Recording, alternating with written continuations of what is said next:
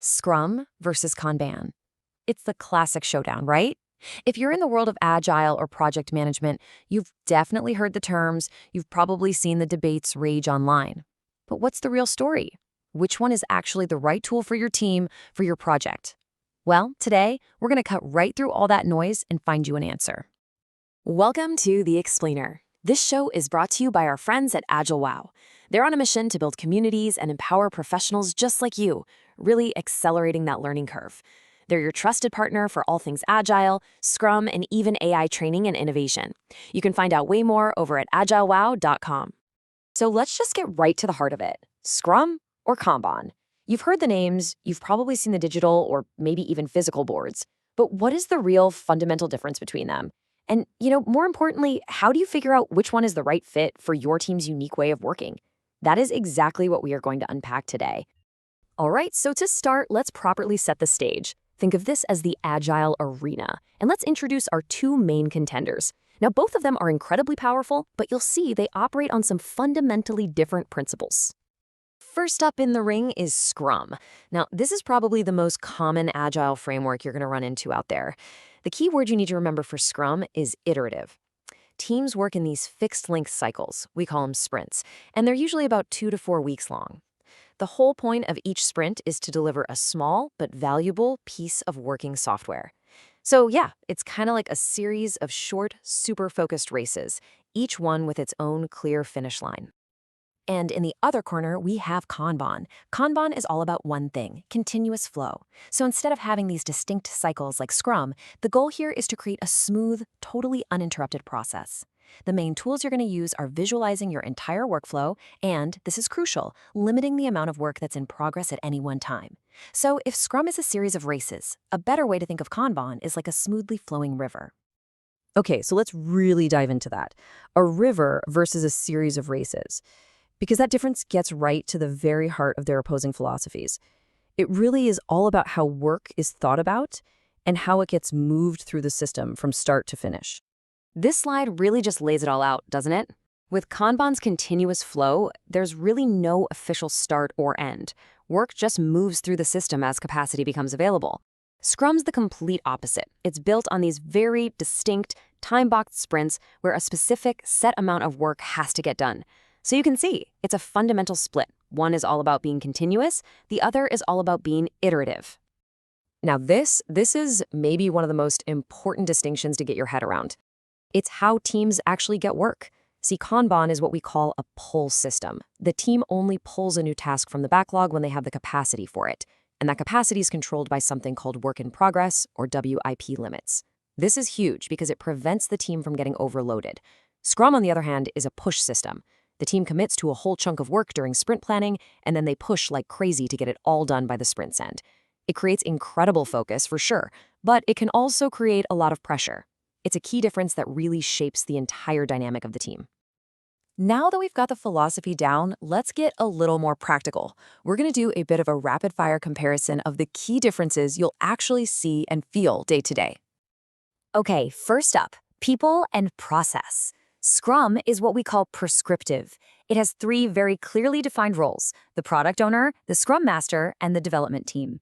The Scrum Master role, by the way, is all about coaching and leadership, which is a concept we cover really deeply in AgileWoW's Agile Leadership Training.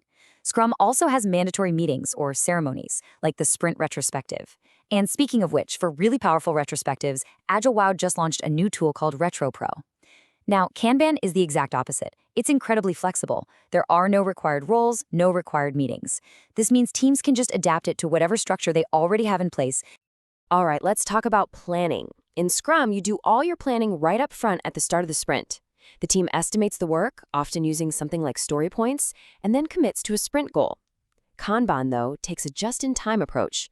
It defers decisions until the last possible moment. And here's a really key insight. Instead of estimating work based on team judgment, Kanban teams forecast delivery based on historical data. That's a subtle but really powerful shift from opinion to actual evidence. And this just brilliantly illustrates how each approach measures success in a totally different way. A Scrum board is temporary. It gets completely reset after every single sprint. Its main key performance indicator, or KPI, is velocity. Basically, how many story points did the team complete? A Kanban board, on the other hand, is persistent. It's a continuous map of your entire workflow. So its key metrics are things like cycle time and lead time, which focus on the speed and the efficiency of the flow itself. So, with all these differences, the million-dollar question is, how do you actually choose? Let's break down the ideal scenarios for each approach to help you find the right path for you and your team. And hey, just a quick reminder, this explainer is brought to you by AgileWoW. If you're looking to level up your skills, you should definitely check out their upcoming workshops on product management, agile leadership, and even artificial intelligence. You can find all the details at agilewow.com. All right, so when is Scrum your best bet? Well, it is absolutely fantastic for teams that are new to Agile, mainly because its structure provides these really clear guardrails. It also shines when you're building complex products that need a lot of focused experimentation. If your team can realistically commit to a fixed-length sprint without constant disruptions, and if you just prefer that well-defined rhythm of planning, doing, and then reflecting, Scrum is a really solid choice. And hey, if you're looking to get certified in Scrum, AgileWoW's Grand Slam offer provides some amazing coaching support. It's seriously worth checking out. So when should you lean towards Kanban? Well, it's ideal when your priorities are constantly shifting and you just need maximum flexibility. Think about teams in support or maintenance, where tasks just kind of trickle in rather than arriving in big planned batches. If your main goal is to optimize the process you already have without, blowing everything up and starting over, or if you really need to tackle team burnout by limiting work in progress, Kanban is designed for exactly that. But here's a really critical point, and it's beautifully captured by this quote from a user on Reddit. It's not always a strict versus battle. As Cardboard Cansio points out here, Scrum is a framework, while Kanban can be seen as a tool to manage workflow. In fact, many successful Scrum teams actually use a Kanban board to visualize their sprint backlog. The point is, they aren't mutually exclusive. So let's just pull back for a moment. Let's look beyond all the specific rules and the buzzwords and take a look at the bigger picture of what we're all trying to achieve with Agile in the first place. Ultimately, the big takeaway here isn't that one of these is objectively better than the other. It's just not true. The most effective choice depends completely on your context, the nature of your work, the maturity of your team, the culture of your organization. The real goal is just to find the right fit. And this brings us right back to one of the core principles from the Agile Manifesto itself. It doesn't matter which framework or which tool you choose. The real goal is to create a system where your team can regularly stop, reflect, and improve. It's all about that journey of continuous improvement.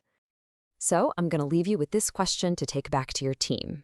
Whether you're using Scrum, Kanban, or maybe something else entirely, how will you create the time and the space to actually reflect on your process and make those small, continuous adjustments that will help you become more effective?